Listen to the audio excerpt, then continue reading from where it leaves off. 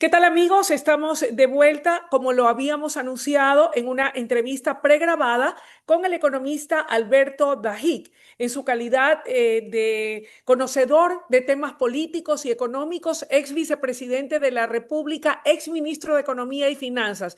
Qué honor, mi estimado economista, el poder conversar con usted en esta mañana. Gracias por aceptar esta entrevista de WQ Radio. Quiero comenzarla conociendo su valiosa opinión en torno al balance que usted hace, tanto en lo político como en lo económico, donde está su fortaleza, de lo que han sido los 2 primeros años del ejercicio de gobierno del presidente Daniel Noboa. Bienvenido. Gracias, Luisa, por este espacio para esta importante audiencia. El presidente ha ajustado 2 años, un primer periodo de más de un año, que fue un periodo temporal donde apuntó a su reelección. Y habiendo apuntado a su reelección, postergó, por obvias razones, cambios que, a mi manera de ver, eran urgentes desde el punto de vista técnico. Pero las decisiones políticas las toma finalmente el jefe de Estado.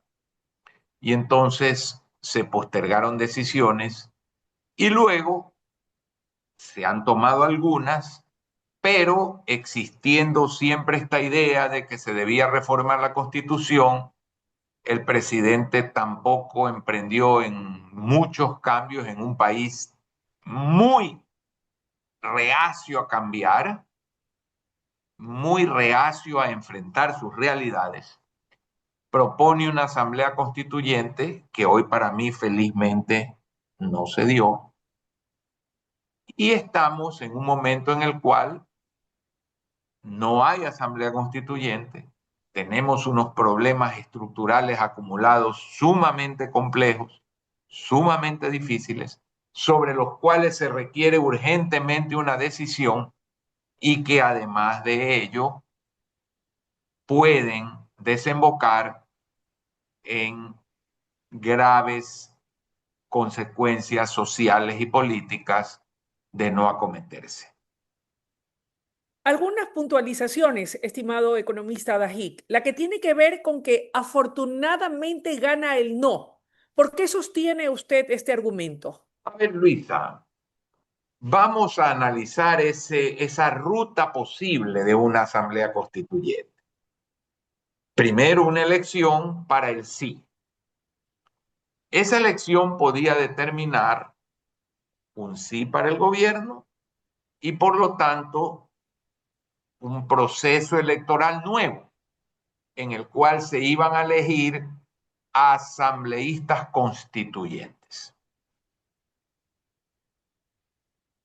Esa segunda elección podía producir dos resultados: un triunfo de la oposición al gobierno o un triunfo de asambleístas constituyentes afines al gobierno. Si se producía un triunfo de asambleístas opuestos al gobierno, yo sí tenía, y hoy estoy convencido, el temor de que esa asamblea constituyente, tomando todos los poderes, anticipara, por ejemplo, las elecciones presidenciales, disolviera la asamblea legislativa, tomara los plenos poderes y arrodillara al gobierno y produjera una gran desestabilización política en el país. Por lo tanto, un escenario de altísimo riesgo. La otra posibilidad era que el gobierno alcanzara en esa asamblea constituyente una mayoría. Pero le pregunto a usted, en su vasta experiencia, en una observadora del hecho político ecuatoriano y de la historia nacional, ¿cree usted que en una elección en marzo el gobierno habría sacado las 2/3 de los asambleístas constituyentes? Era casi imposible. Imposible. Entonces, en un escenario desastroso para el gobierno. El segundo escenario, estéril, porque habría tenido una mayoría que no habría podido realizar cambios a la Constitución. Y luego había que ir a un tercer proceso electoral, que se podía perder o ganar, porque ya vemos que la gente vota no por la naturaleza de las preguntas, sino por su estado de ánimo del momento. Entonces, ¿para qué con ese análisis una constituyente? Y yo dije por eso públicamente que en esa pregunta había votado no, porque creía que era lo más conveniente para el país y para el gobierno también, porque yo no quiero que el gobierno se caiga, que el gobierno tenga inestabilidad política en un país que ha demostrado facilidades para la inestabilidad política. Bien, economista. Analicemos lo que se viene luego de hacer este análisis del por qué ha sido importante y a la postre aquí viene muy bien aquel dicho que Dios sabe por qué hace las cosas y seguramente tiene misericordia de nuestro país y no queriendo que se produzca otro momento como los que ya hemos visto a lo largo de la historia de la vida política nacional. Tenemos un gobierno elegido democráticamente en urnas, luego de ese resultado donde triunfa el no. ¿Cuáles son los caminos y el escenario más próximo que se presenta al gobierno de los retos y desafíos que tiene tanto en lo económico, que yo creo que es vital para poder sostenerse también en lo político? ¿Cuáles son los pasos y los direccionamientos que deben implementarse? Ya ha comenzado con una oxigenación del gabinete, nombramientos y decisiones importantes. ¿Qué es lo que se viene ahora, de ahora en adelante? ¿Qué debe hacer el gobierno para, teniendo una lectura clara y estar en sintonía con el sentimiento popular, no defraudar y poder seguir adelante con su plan de gobierno, llenando las justas aspiraciones, sobre todo de tema social, que tanto demanda la gente más pobre? A ver, el país ha llegado a una situación en la cual única y exclusivamente un gran diálogo nacional puede resolver el problema en que estamos.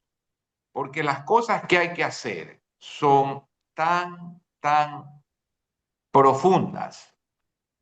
Reforma a la seguridad social, tasas de interés, continuar con el desmantelamiento de subsidios, reducir grasa del Estado, impulsar seriamente la explotación petrolera y minera, eh, eh, eh, tener una sanidad fiscal con unas reformas que impliquen no solamente subsidios, sino lo que se conoce como gasto tributario, atacar el problema de una legislación laboral totalmente antitécnica y anticuada.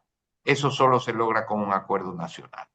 Entonces, lo que le toca al gobierno es definitivamente producir un acuerdo y lograr que todas las fuerzas políticas, sociales, empresariales, sindicales, etcétera, entiendan, por ejemplo, el grave problema de la seguridad social y que hay que lograr resolverlo. Si no, va a ser muy difícil el futuro de este país. En el caso concreto de la seguridad social, de su expertise y conocimiento, ¿cuál sería la salida?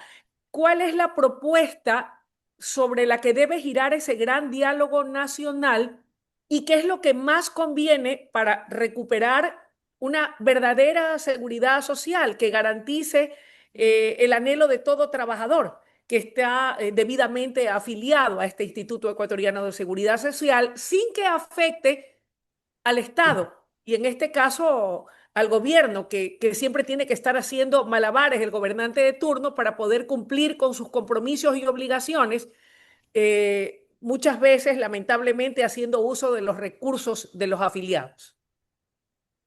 Luis, hay que diferenciar el problema de salud del problema de pensiones. El de salud es administrativo, el de pensiones es estructural. Y las variables fundamentales que han hecho quebrar, como está quebrado el sistema previsional, son variables demográficas. Muy baja tasa de natalidad menos afiliados en relación a los jubilados y una esperanza de vida mucho más alta. Y eso afecta a todos los países del mundo donde hay un sistema de pensiones de lo que se llama un sistema de reparto. Y eso no tiene más solución que aumentar los años de jubilación, la edad de jubilación, perdón, aumentar las aportaciones. Y esto sí se puede hacer de una manera gradual, respetando los derechos adquiridos de quienes ya están jubilados. Pero el sistema es inviable y el Estado no puede pagar el 40% que la ley le manda. Dicho lo anterior, no me queda más que insistir en que esto debe ser un acuerdo nacional, que si no se hace, puede producir en el caso de la seguridad social una conmoción muy grave sobre el Ecuador. Economista, en su momento y un poco antes de que se efectuara la consulta, el presidente de la República, a propósito del tema de la seguridad social, proponía el tema de separar lo que era el servicio de salud del Instituto Ecuatoriano de Seguridad Social del sistema de pensiones o de inversiones. ¿Usted cree que por allí, si es que se logra ese consenso y se le da forma, podría existir una salida? Luisa, no es posible que tres personas, porque son tres los miembros del Consejo Superior, tengan que administrar, vigilar, supervisar, dirigir salud y pensiones. Tiene que haber un directorio que vea el tema salud y un directorio que vea pensiones, cesantía, desempleo, los que son eminentemente previsionales. No es dable que eso esté junto en los países de América Latina, donde la seguridad social da ambos servicios, están en instituciones separadas. ¿Cómo es esa separación? Habrá que ver. Bien, eso en cuanto al tema del Instituto Ecuatoriano de Seguridad Social. Otro tema, estimado economista, con la constitución que tenemos, que impide y que no consagra el tema del arbitraje internacional, por ejemplo, o el trabajo por horas, que es una mala palabra en la boca de los sindicatos, de los trabajadores enquistados y anquisolados en los sectores estratégicos petroleros y energéticos. ¿Qué salida tenemos? ¿Es posible con la actual constitución poder lograr esos cambios tan importantes que permitan inversión extranjera directa en los sectores estratégicos como el petróleo, minería y también energético? Separemos la seguridad jurídica de la legislación laboral. La legislación laboral, si no se flexibiliza, seguirá haciendo lo que ha hecho hasta ahora: liquidar empleo formal, impedir que haya trabajo formal, fomentar el trabajo informal y generar una distorsión que ha producido en la informalidad el caldo de cultivo de la violencia. La legislación laboral y la política salarial combinadas son el antídoto a la generación de empleo formal. La seguridad jurídica es otro aspecto en el cual la tarea del Ecuador es inmensa y lo que hemos hecho hasta hoy es deplorable. Sí se requiere cambiar la Constitución para que sea más expedito el tema del arbitraje, pero hoy en día sí se puede recurrir al arbitraje contrato por contrato. El problema no es ese, el problema es lo que se hizo con Chevron, lo que se hizo con Occidental, lo que se hizo con Perenco, lo que hoy se está haciendo con las mineras, que se les está poniendo retroactivamente un impuesto. ¿Por qué digo retroactivamente? Porque está sobre un contrato que no contemplaba eso y los contratos son sagrados. Mientras el Ecuador siga cambiando las condiciones de los contratos, incumpliendo los contratos, no habrá sencillamente solución. Hay que generar una cultura de seguridad jurídica Y de confianza. y de confianza. Economista, pasando a otro tema, estábamos hablando de cómo lograr atraer inversión extranjera directa. Usted me indicaba que con la actual constitución, a través de, me imagino, reformas parciales legislativas, se podrían hacer esos cambios que permitan que podamos tener una economía, ¿por qué no? En las mismas circunstancias que tiene Perú, en donde a pesar de todos los vaivenes políticos, la economía sigue creciendo al punto de que, de acuerdo a información que revisaba en su momento, se tiene proyectado que este año, al cierre de este 2025, la inversión extranjera directa pudiera crecer entre 7.500 y 8.000 millones de dólares. ¿Podríamos en Ecuador soñar, y por qué no solo soñar, sino ver cristalizada una situación, si no igual, camino hacia el ejemplo peruano? El Perú en su constitución tiene un candado para los contratos de inversión. No se los pueden tocar ni cambiar. El Ecuador, en cambio, tiene un candado para que no vengan, porque dice que todo lo que tiene que ver con sectores estratégicos solo excepcionalmente se puede delegar al sector privado, tanto nacional cuanto extranjero. Esto sumado al hecho de que la Constitución prohíbe también que a nivel de países se celebre un acuerdo de inversiones en el cual se incluya como método de resolución de los conflictos el arbitraje, hace que el ambiente para la inversión extranjera no sea bueno. Súmele lo que ya dije anteriormente. Casos y casos y casos de dar marcha atrás, de no honrar los contratos, de poner y cambiar condiciones sobre el contrato original, han dado como resultado que el Ecuador sea en Latinoamérica el país que menos inversión extranjera directa recibe en relación al PIB. ¿Eso podemos cambiarlo, economista? Va a tardar bastante tiempo en que el mundo nos crea, porque hay una mentalidad en este país, una forma de actuar en este país que no da seguridad jurídica. Le cambian las reglas del juego y no se entiende el valor de la seguridad jurídica. Entonces sí, sí se puede cambiar. Nos va a tomar años y una actitud diferente, que no solo es la ley, es la forma de actuar de los gobiernos. ¿Cómo es que sí, de alguna manera, con sus altibajos, sí se ha podido lograr en el ámbito de las telefónicas?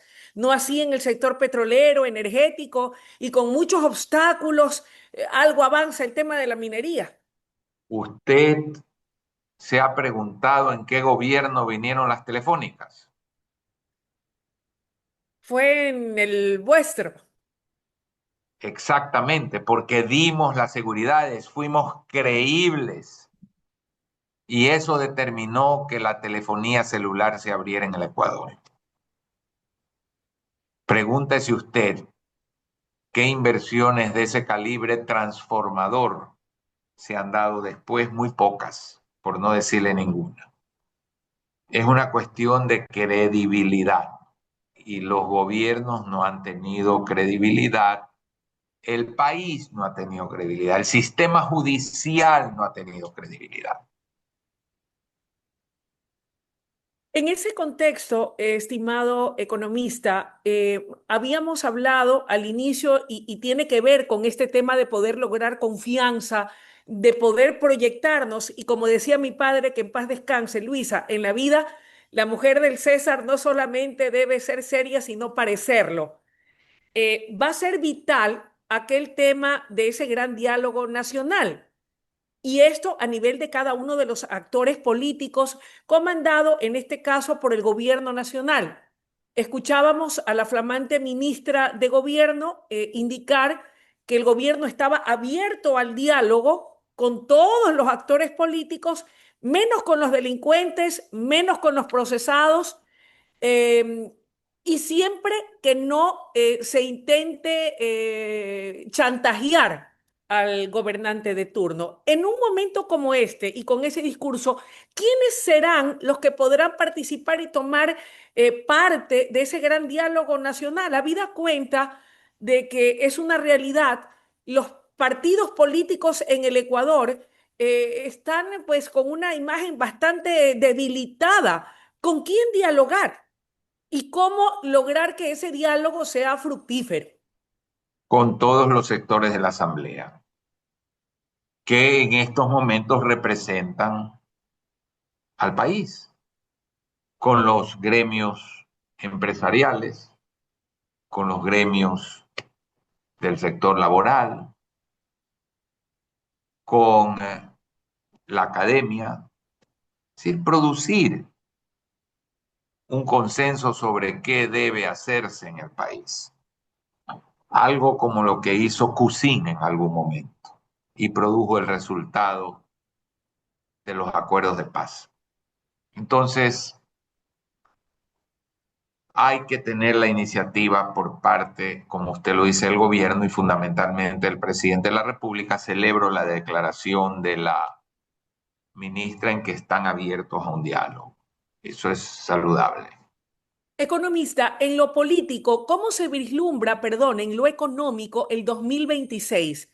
¿Cuáles serán los grandes retos y desafíos del gobierno de manera puntual? Tenemos un déficit fiscal, todavía no se sabe cómo va a cerrar el tema del incremento del salario básico del trabajador, tanto a nivel particular como en el sector público. ¿Qué sería lo saludable? ¿Qué sería lo recomendable? Y en ese mismo contexto, si tuviera usted que precisar los grandes logros en estos 2 años de gobierno del presidente Daniel Noboa en lo económico, ¿qué podríamos rescatar y hacia dónde debería enfocar todos sus esfuerzos económicamente hablando en el 2026? Bueno, el 2026 presenta retos formidables. Por ejemplo, solo el servicio de capital e intereses de la deuda externa supera los 6.000 millones de dólares. Sigue habiendo un déficit muy grande. Sigue existiendo una economía que no crece, porque el crecimiento que hemos tenido en este año todavía no nos lleva al PIB per cápita del año 2014 o 15. No hemos podido resolver el problema de la caja fiscal. Usted sabe que se le debe a media humanidad y le pagan con bonos. Pues no hay plata. No hay plata para pagarle a los hospitales, no hay plata para medicinas. Esto es un problema ya estructural que tiene que resolverse y no se resuelve con facilidad, sino con mucho sacrificio. Hay que quitar exenciones tributarias. Por ejemplo, la devolución del IVA, para dar un ejemplo de los muchos que hay, a ciudadanos de la tercera edad. Muchos ciudadanos de la tercera edad tienen por qué recibir eso, porque tienen una posición cómoda. Un ejemplo. Otro ejemplo es expuestos que tienen muchos sectores, tanto de impuesto a la renta cuanto de otro tipo de impuestos. De ahí que el reto es lograr que la sociedad entienda que todo esto va a costar y que mientras más se tarde,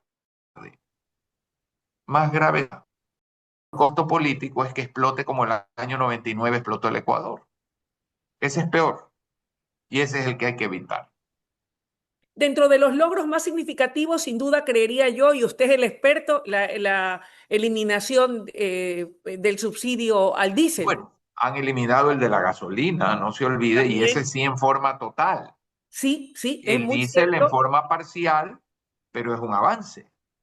Son dos pasos importantes, así como haber elevado el IVA para tratar de resolver el problema. Lo que pasa en el Ecuador es que si usted necesita 1 gramo del antibiótico y toma 200 gramos, no resuelve el problema, y después toma 400 y no resuelve el problema porque la bacteria se ha vuelto más resistente. Cuando se hace esto hay que hacerlo a fondo para cubrir realmente el problema. Ok, y si lo hacemos a fondo, ¿de dónde más reducimos gastos? Uno, y dos, ¿cómo avanzar no sé, de manera, ya no sé si gradual, porque usted dice que hay que hacerlo a fondo, meter todavía más el pie en el acelerador para poder quitar esa pesada carga que el Estado tiene que cumplir y cubrir con el pago de subsidios a los combustibles, sin que eso tenga un costo político elevado o si lo tiene que enfrentar, afrontarlo o enfrentarlo, pero que le permita tener los recursos para poder atender el tema de la salud, el tema de la seguridad y el tema de la educación. Fíjese que hoy la prensa destacaba el hecho de que los presupuestos para salud y educación, faltando ya un mes para que termine el año, apenas se habían ejecutado por la mitad. En cambio, el de seguridad sí había más del 70% debidamente ejecutado. A ver, Luisa, hay una creencia de que cuando un ministerio ejecuta el 30%, el ministro es prácticamente un bruto, un inepto. ¿Qué es la ejecución? La ejecución es cuánto de lo que la proforma dice que el ministerio va a tener, cuánto se ha ejecutado. Pero lo que va a tener el ministerio no es lo que la tesorería le entregó. O sea, la ejecución no se da no porque los ministros son ineptos, No hay la plata. no hay la plata. Entonces, el Ecuador ha entregado en subsidio a los combustibles más de 80.000 millones de dólares durante 40 años, 50 años. Ahí se ha ido la plata. Y estas son las cosas que tenemos que entender, Luisa. No son agradables, pero hay que entenderlas. Y le doy un ejemplo de que el costo político es injustificado por la irresponsabilidad de la dirigencia política. Se dijo que con la elevación del diésel todos los precios se triplicarían. ¿Usted ha visto una estampida inflacionaria en el Ecuador en los últimos 2 meses? No. No. Entonces, ¿cómo es que todo se iba? ¿Cómo es que hemos destruido Quito 2 veces y hemos salido a incendiar el país con el argumento de que todo iba a subir y iba a afectar a los pobres? ¿Dónde está la subida de las cosas? Esta persona, usted la ha escuchado decir 100.000 veces que los precios no iban a subir. ¿Quién tenía la razón? ¿Dónde estaba la verdad? Y hemos, con el argumento de que hay que impedir la inflación, quemado 80.000 millones de dólares durante 50 años para que se beneficien las clases altas, porque si eso hubiese llegado a los pobres, no habría pobres. Concluyo entonces con esto, hay que explicar los problemas al país y lograr un acuerdo nacional. Eso sin duda es lo más importante. ¿De dónde más podemos reducir gastos, estimado economista? De dónde podemos ser más austeros para ajustarnos más a la realidad? Hay que tener caja para liquidar empleados innecesarios y no hay caja. Hay que organizar, como hicimos en nuestro gobierno, cuáles van a ser comprar las renuncias y lo hicimos con un préstamo del Banco Mundial. Y logramos en ese entonces que el Estado no era tan grasoso, apenas era el 22, 20% del PIB. Hicimos una reducción de casi 15% del empleo público. Y no pasó nada, sino que el país creció. Por ahí hay espacio, pero hay que tener la plata para pagar las liquidaciones o comprar las renuncias y el plan para digitalizar y hacer eficientes las oficinas que hoy no son eficientes. Economista, tal vez, y le pregunto, porque usted es el experto en temas económicos y finanzas, ¿cabría la posibilidad de apuntar hacia una renegociación de la deuda externa del Ecuador en mejores condiciones, anclada al crecimiento de la economía, para aumentar allí el pago de lo que se haga a nuestros acreedores y de esta manera poder primero lograr que la economía crezca casa adentro y de allí poder honrar los compromisos? Es decir, no desconocer la deuda, pero tal vez renegociarla en mejores condiciones, o esa no es una vía. Usted no puede renegociar con los organismos internacionales. No se puede renegociar con el Banco Mundial, el BID, la CAF, el Fondo Monetario. Y con los Puede, tenedores de los bonos, puede refinanciar con el gobierno chino. Y si renegocia con los tenedores de bonos una deuda renegociada, a lo mejor es posible. El Ecuador no vuelve al mercado de capitales en 15 años. ese sería el costo. Y el Ese es el costo de haber tenido la demagogia, el populismo que hemos tenido durante tantos años que ya lo estamos pagando. ¿Hacia dónde camina el Ecuador en este escenario, estimado economista? ¿Cómo vamos a cerrar este 2025 en materia de crecimiento económico y cuál es la proyección para el año venidero? ¿Cómo están las cosas?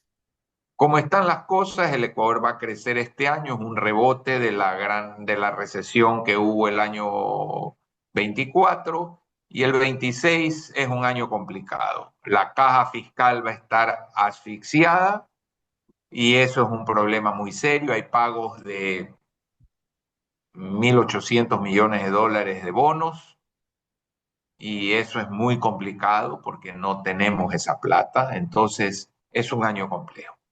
¿Qué haría usted, economista, si fuera usted el que estuviera a cargo de las finanzas públicas en el país y fuera... Explicarle al país la realidad y decirle o es un cambio total o el país va a enfrentar momentos demasiado duros y el Estado va a tener incapacidad de pago. Y eso no podemos permitirlo y entonces tomar las medidas que hay que tomar, porque ya vemos que cuando se quita un subsidio, no es verdad que los precios suben. De hecho, como usted bien lo ha señalado, se ha transparentado el precio del combustible, de las gasolinas, y hoy por hoy que se ha focalizado el subsidio al diésel, más allá de quienes protestaron, sobre todo en la zona de la Sierra Central, no se dio nada de aquello que dijeron. Ellos no defienden a los pobres, defienden a los narcotraficantes, defienden a los contrabandistas, defienden a los mineros ilegales. No nos engañemos. La prueba está en las cifras de la inflación. Economista, quiero agradecerle, como siempre, la deferencia que ha tenido para con nosotros en este espacio informativo de WQ Radio en nuestro noticiero nacional. Seguramente con el devenir de los meses habrá la oportunidad de volver a conversar, esperando que hayamos podido avanzar en ese gran diálogo nacional y en la consecución de acciones que nos permitan ir saliendo, aunque sea paso a paso, pero con firmeza del momento difícil en que nos encontramos como país. Muchísimas gracias y le envío un fuerte abrazo. Muchas gracias, Luisa.